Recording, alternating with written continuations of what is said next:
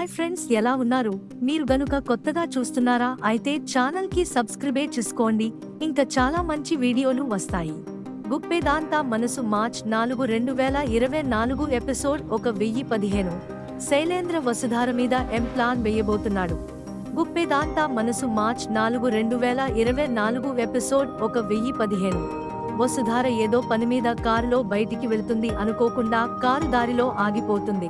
అదే దారిలో వస్తున్న మను కారు ఆగి ఉండడం చూసి దిగి, ఏంటి మేడం, ఏమైంది, కారు దిగారు అని అడుగుతాడు. వసుధార ఏం లేదండి, కారు ట్రబుల్ ఇచ్చింది, ఆన్ అవ్వడం లేదు అని చెబుతుంది. మను ఏది, నన్ను చూడనివ్వండి, మీరు వెళ్లే కార్ స్టార్ట్ చేస్తూ ఉండండి, నేను చూస్తాను అంటాడు. వసుధార అలాగే అంటూ కారు స్టార్ట్ చేసి ఉంటుంది. కానీ కారు స్టార్ట్ అవ్వదు. మనుగారు, కారు స్టార్ట్ అవ్వడం లేదండి, మీరు వెళ్ళండి, నేను క్యాబ్ బుక్ చేసుకుని వెళ్ళిపోతాను అని అంటుంది. మను, అయ్యో, అలా ఎలా కుదురుతుంది మేడం, తెలిసిన మనిషిని ఇలా రోడ్డు మీద వదిలేసి ఎలా వెళ్ళిపోతాం చెప్పండి, మీరు నా కారులో రండి, మీరు ఎక్కడ దిగాలో అక్కడ దింపేస్తాను అని అంటాడు. వసుధార, మనుగారు మీరు వెళ్ళండి, నేను వేరే పని మీద బయటికి వెళ్తున్నాను, మీరు అక్కడికి రాలేరు, ఇప్పటివరకు మీరు అది చూసి ఉండరు కూడా, అందుకని చెబుతున్నాను, మీరు అక్కడికి రాలేరు, ఉండలేరు కూడా, అందుకని మీరు వెళ్ళిపోండి, నేను క్యాబ్ బుక్ చేసుకుని వెళతాను అంటుంది వసుధార. మను, అయ్యో మేడం, మీకు అర్థం కావడం లేదు, మీకు ఎలాంటి సహాయం కావాలన్నా నేను ఖచ్చితంగా చేస్తాను, మీరు ఎలాంటి చోటికి తీసుకువెళ్ళినా తప్పకుండా వస్తాను, పదండి అని అంటాడు. వసుధార సరే పద అంటూ వచ్చి మను కారు ఎక్కుతుంది.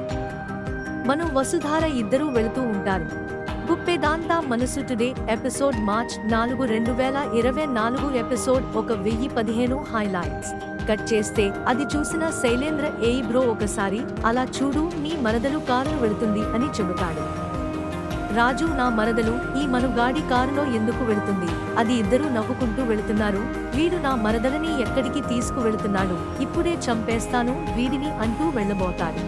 శైలేంద్ర, ఆగు బ్రో, తొందరపడొద్దు, ఎందుకు అంత ఆవేశపడుతున్నావు, ఈ ఆవేశమే తగ్గించుకో, దీనికి నేను సరికొత్త ప్లాను కథను అల్లుతాను కదా, కొంచెం ఓపిక పట్టు అంటాడు శైలేంద్ర. రాజీవ్, ఏంటి బ్రో నువ్వు సరికొత్త కథను అల్లేది, వాడిని ఇప్పుడే లేపిస్తే అయిపోతుంది, నువ్వు అడ్డు తప్పుకో అంటాడు. శైలేంద్ర, వద్దు రాజు, తొందరగా పడొద్దు, తొందరపాటు అంత మంచిది కాదు అంటాడు. కట్ చేస్తే మను, వసుధార ఇద్దరు ఒక బస్తీకి వెళతారు. వసుధార, దిగండి మామగారు, మనం సిటీకి దూరంలో ఎక్కడో మారుమూల గ్రామంలో ఉన్న బస్తీకి వచ్చాము, రండి, మనం ఈ పొలం గట్ల మీద నుండి నడుచుకుంటూ వెళితే ఆ ఊరు వస్తుంది అని చెబుతుంది.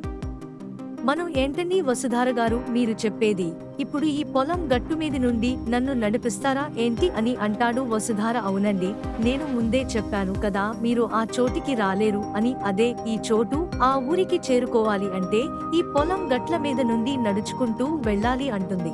మన, సరే మేడం, మీరు చెప్పారు కదా, ట్రై చేస్తాను అంటూ మనో, వసుధార ఇద్దరు పొలం గట్ల మీది నుండి నడుచుకుంటూ అవతలి పక్కన ఉన్న గ్రామంలోకి వెళతారు.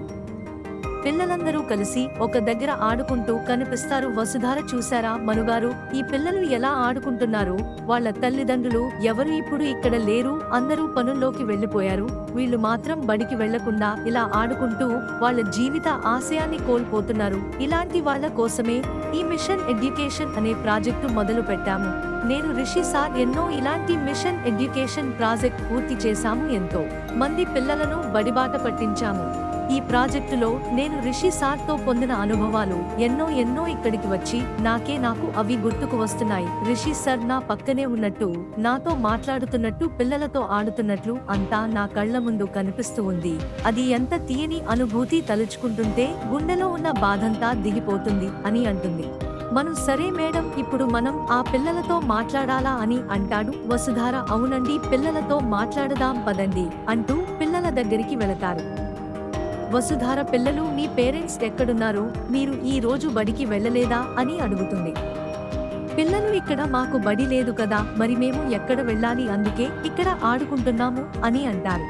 వసుధార, త్వరగా వెళ్ళి మీరు మీ తల్లిదండ్రులని పిలుచుకు రండి అని పంపిస్తుంది. పిల్లలు పరిగెత్తుకుంటూ వెళ్లి వాళ్ళ తల్లిదండ్రులని తీసుకుని వస్తారు. వసుధార, చూడండి, మీ పిల్లలందరూ ఇలా చదువు లేకుండా ఉండిపోతే మీకేం బాధ అనిపించడం లేదా అని అడుగుతుంది.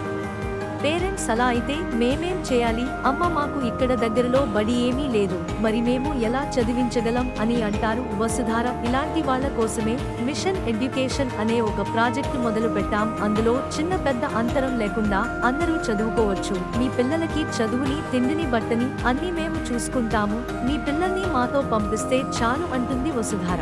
మనం అవునండి మేడం చెప్పింది కరెక్టు, మీ పిల్లలు కూడా మీలా పని చేసుకుని ఇక్కడే మట్టిలో మగ్గిపోవాల్సిందేనా?